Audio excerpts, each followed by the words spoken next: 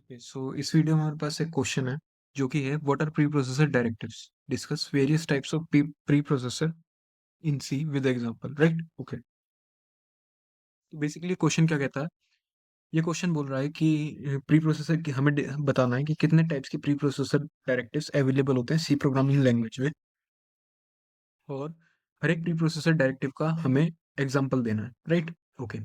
सो पहले तो हम समझेंगे कि प्री प्रोसेसर डायरेक्टिव होते क्या हैं। तो starting with the definition of pre processor directive. So pre processor directive basically क्या होते हैं, कुछ कमांड्स होते हैं जिन्हें कौन प्रोसेस करता है, जिन्हें प्रोसेस करता है प्री प्रोसेसर।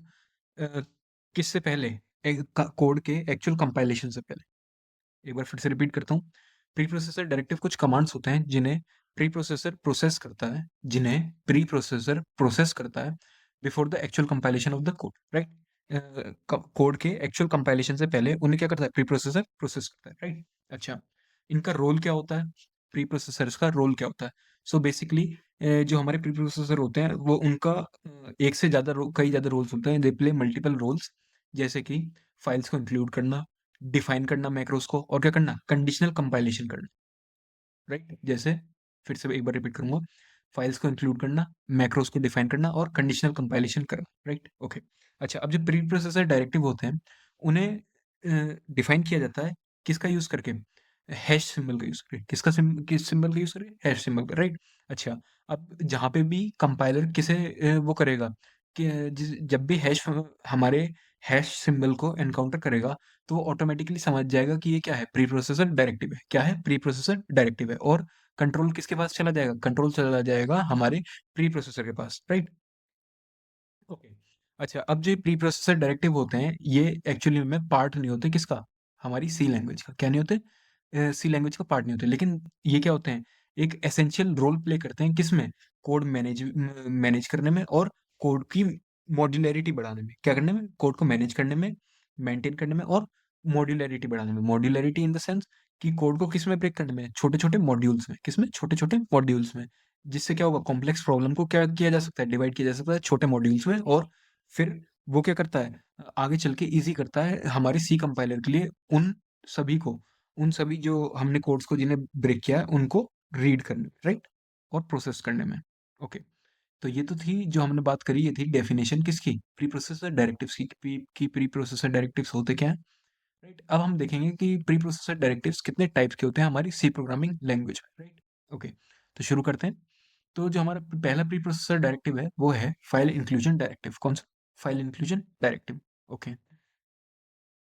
अब जो हमारा फाइल इंक्लूजन डायरेक्टिव है उसमें जो हमारा प्री प्रोसेसर डायरेक्टिव होता है वो होता है इंक्लूड। कौन सा होता है, इंक्लूड। अच्छा, अब इंक्लूड का क्या फंक्शन रहता है, इंक्लूड जो हमारा प्री प्रोसेसर डायरेक्टिव है या फाइल इंक्लूजन डायरेक्टिव है, अभी तो हम क्योंकि फाइल इंक्लूजन डायरेक्टिव की बात कर रहे हैं तो यहाँ पे हम प्री प्रोसेसर डायरेक्टिव टर्म का यूज ना करके किसका यूज करेंगे, हम यूज करेंगे फाइल इंक्लूजन डायरेक्टिव टर्म का राइट ओके। तो जो हमारा इंक्लूड फाइल इंक्लूजन डायरेक्टिव है ये क्या करता है कि किसी एक फाइल के कंटेंट को, किसी एक फाइल के कंटेंट को दूसरी फाइल में बुलाने में या कॉपी करने में क्या करता है, हेल्प करता है। क्या करता है, किसी फाइल के जो कंटेंट है उनको दूसरी फाइल में बुलाने में हेल्प करता है राइट ओके।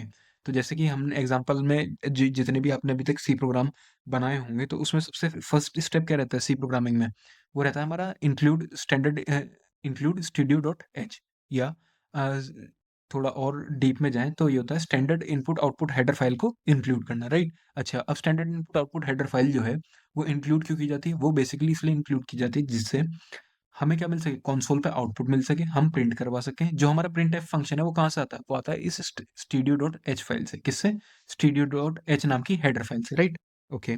और जो हमारा स्कैन एफ फंक्शन है वो भी किससे ही आता है, वो भी इससे ही आता है, स्टूडियो डॉट एच नाम की फाइल से राइट ओके। अच्छा, अब जो हमारा जैसे हमने यहाँ पे एग्जाम्पल में ले रखा है इंक्लूड माई हेडर डॉट एच, तो सी प्रोग्रामिंग जो है हमारी वो क्या करती है, हमें एक और फंक्शनैलिटी प्रोवाइड करती है जो कि है कि हम अपनी मर्जी का कोई भी क्या कर सकते हैं, हेडर फाइल बना सकते हैं। क्या कर सकते हैं, अपनी मर्जी की अपना नाम देके क्या कर सकते हैं, हेडर फाइल बना सकते हैं।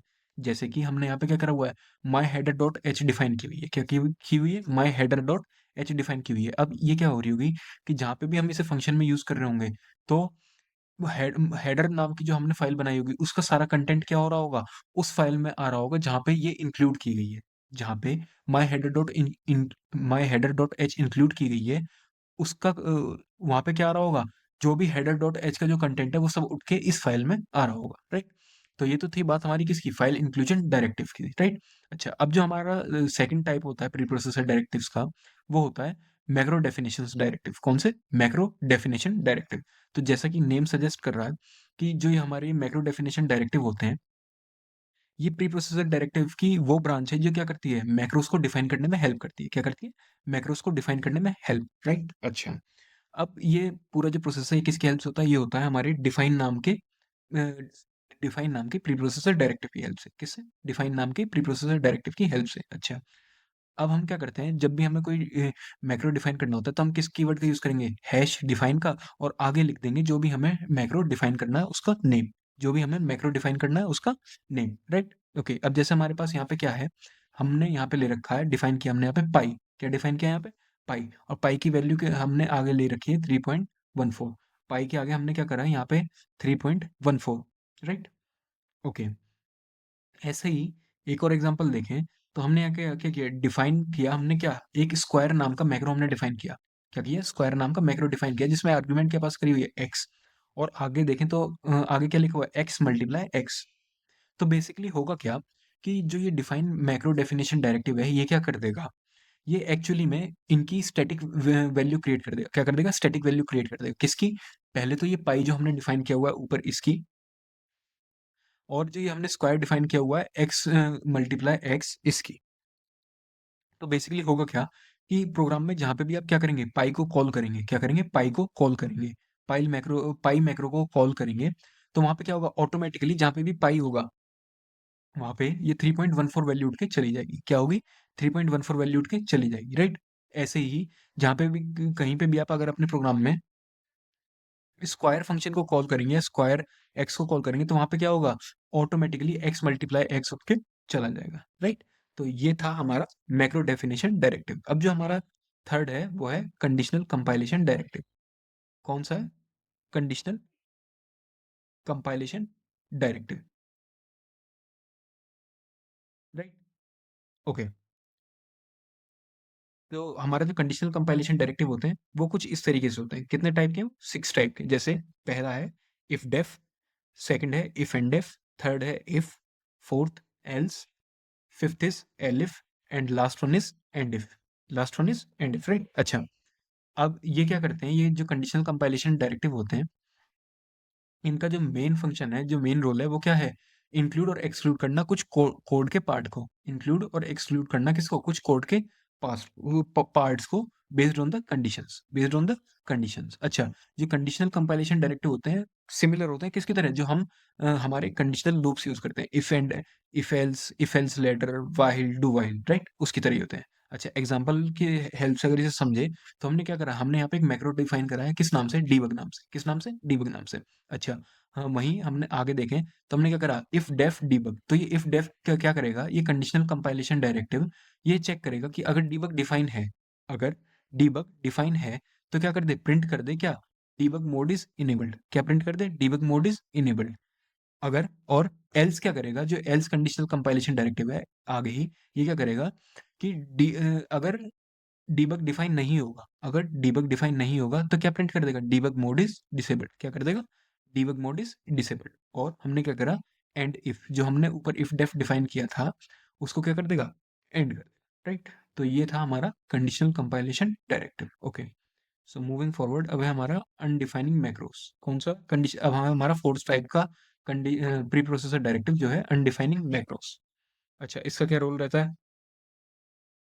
ये डायरेक्टिव हमारा यूज होता है अनडिफाइन करने के लिए, किसको? जो हमने मैक्रो डिफाइन किया होता है पहले उसको, जो हमने मैक्रो डिफाइन किया होता है उसको अनडिफाइन करने के लिए। जैसे एग्जांपल की हेल्प से समझे तो हमने क्या किया, डिफाइन मैक्स 100। हमने यहाँ क्या डिक्लेयर किया, डिफाइन मैक्स 100। मतलब कहीं भी प्रोग्राम में अगर मैक्स को कॉल किया जाएगा, कहीं भी प्रोग्राम में अगर मैक्स को कॉल किया जाएगा तो उसकी जगह पे ऑटोमेटिकली क्या वैल्यू पहुंचेगी, 100, राइट? अच्छा, अब अगर हम वहीं कोड में कहीं आगे क्या लिख दें, अनडेफ मैक्स, क्या लिख दें, अनडेफ मैक्स, जो कि नीचे लिखा हुआ है, अगर हम कहीं कोड में अनडेफ मैक्स लिख दें तो क्या होगा कि आगे अगर आप कहीं कभी भी मैक्स को कॉल कर रहे होंगे उस प्रोग्राम में, आगे अगर आप कहीं भी कॉल कर रहे होंगे उस प्रोग्राम में मैक्स को, तो उसकी वैल्यू उठ के क्या चली जाएगी, जीरो। क्या पहुंचेगी? जीरो। क्यों? क्योंकि हमने क्या कर दिया, अब मैक्स को अनडिफाइन कर दिया। क्या कर दिया? मैक्स को अनडिफाइन कर दिया। मतलब जब भी सी कंपाइलर अनडेफ को क्या करेगा, एनकाउंटर करेगा, तो वो क्या कर देगा, वहां पे जो हमने पहले डिफाइन किया होगा, जो हमने पहले डिफाइन किया होगा मैक्रो, उसको क्या कर देगा, तुरंत अनडिफाइन कर देगा। क्या कर देगा? अनडिफाइन कर देगा, राइट। ओके, या हम कह सकते हैं क्या करेगा, कंट्रोल को छीन लेगा। ओके। अच्छा, अब है हमारा फिफ्थ टाइप का प्री प्रोसेसर डायरेक्टिव, जो कि क्या है, फाइल कंट्रोल डायरेक्टिव्स। कौन सा? File control directives. अच्छा, और कौन सा हमारा जो फाइल कंट्रोल डायरेक्टिव है वो कौन सा है? प्रेगमा। कौन सा है? प्रेगमा। ओके। तो बेसिकली जो प्रेगमा हमारा डायरेक्टिव है, ये किस लिए यूज होता है? प्रोवाइड करने के लिए, क्या, एडिशनल इन्फॉर्मेशन। क्या प्रोवाइड करने के लिए? Additional information, right. अच्छा, और क्या भी फंक्शन रहता है इसका, ये बताता है कंपाइलर को कि जो हेडर फाइल है वो क्या की गई है, एक बार ही इंक्लूड की गई है। क्या की गई है? एक बार ही इंक्लूड की गई है। जैसे एग्जांपल में देखें तो हमने यहाँ क्या लिख रखा है, हैश प्रेगमा वंस। हैश प्रेगमा वंस, तो ये क्या करेगा, ये बताएगा कंपाइलर को या प्री प्रोसेसर को कि जो हेडर फाइल है उसको क्या किया गया है, सिर्फ एक बार ही इंक्लूड किया गया है, राइट। ओके। अच्छा, अब जो हमारा सिक्स टाइप का प्री प्रोसेसर डायरेक्टिव है वो है एरर एंड वार्निंग डायरेक्टिव्स। कौन सा? Error and warning directives, right. Okay. तो जो हमारा एरर है वो क्या करता है, क्या करेगा, कंपाइलेशन एरर। क्या करेगा? कंपाइलेशन एरर में या कोई अगर हमें एरर वो करवाना है प्रिंट, तो उसके लिए यूज होता है ये डायरेक्टिव। किस लिए यूज होता है? This directive generates a compilation error with a specified message. तो क्या करेगा, अ, अगर हमें कोई अपनी तरफ से कस्टम मैसेज प्रिंट करवाना है एरर पे, तो ये उसको करेगा, राइट। अच्छा, अब जो वार्निंग डायरेक्टिव है वो क्या करेगा, वार्निंग्स के लिए यूज होता है। किसके लिए? वार्निंग मैसेज देने के लिए, राइट। ओके। जैसे एग्जांपल में हमने क्या करा, एरर। एरर हमारा क्या करा, एरर जो प्री प्रोसेसर डायरेक्टिव है उसको लिया और हमने क्या मैसेज पास करा दिया, this is a custom error message. This is a custom error message. तो जहां पे भी हम क्या करेंगे, एरर को प्रिंट करवा रहे होंगे, तो हमें वहां क्या आउटपुट मिलेगा, स्क्रीन पे या कंसोल पे हमें आउटपुट मिलेगा, this is a custom error message, right. Okay. तो बेसिकली जो हमने इतना सब पढ़ा, इस पूरे की अगर समरी देखी जाए, तो प्री प्रोसेसर डायरेक्टिव हमें किसमें हेल्प करते हैं, प्री प्रोसेसर हमें हेल्प करते हैं कोड फ्लेक्सिबिलिटी में। किसमें? कोड फ्लेक्सिबिलिटी में। मतलब आपको ज़्यादा कोडिंग ना करनी पड़े, ज़्यादा कोडिंग ना करनी पड़े, और आपका क्या हो, कम कोड लिख के ही काम चल जाए। तो उस टेक्निक में या उस प्रिंसिपल में हेल्प करते हैं कौन? हमारे प्री प्रोसेसर डायरेक्टिव। तो आई होप आपको क्लियर हुआ होगा इस वीडियो से कि प्री प्रोसेसर डायरेक्टिव्स क्या होते हैं, क्या डेफिनेशन होती है प्री प्रोसेसर डायरेक्टिव्स की, कहाँ पे हम प्री प्रोसेसर डायरेक्टिव्स को यूज़ करते हैं, कितने टाइप्स की प्री प्रोसेसर डायरेक्टिव्स हमें सी प्रोग्रामिंग लैंग्वेज प्रोवाइड करती है। Thank you.